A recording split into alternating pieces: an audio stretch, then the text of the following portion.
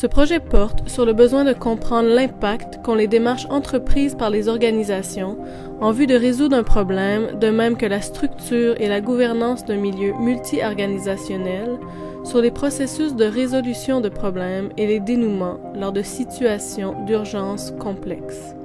L'étude pose 2 questions de recherche spécifiques. Quel effet produit la démarche de prise de décision sur les processus de résolution de problèmes et les dénouements lors de situations d'urgence complexes? Quel effet produit le milieu multi-organisationnel sur les processus de résolution des problèmes et les dénouements lors de situations d'urgence complexes? Ce projet utilise un système semblable à celui de l'expérience Hydra et comporte un protocole expérimental et 2 variables indépendantes.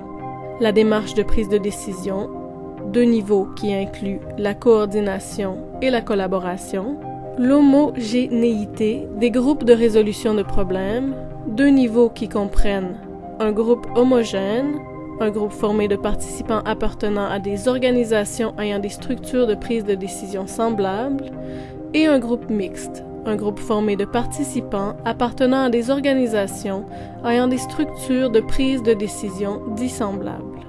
L'expérience consiste à mener des séances avec une diversité de professionnels responsables de la gestion, de la planification et de l'intervention en situation d'urgence.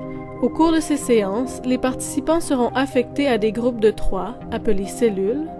L'exercice portera sur un scénario de situation d'urgence. Selon le scénario, on demandera aux participants de travailler au sein de leur groupe et avec d'autres groupes par le truchement de vidéoconférences sur une tâche spécifique. Pour chaque tâche, on leur demandera de cerner les principales questions à régler, énoncé du problème, d'élaborer des solutions ou des démarches possibles pour s'attaquer au problème, recherche d'une solution, et enfin de choisir la solution la plus appropriée, prise de décision.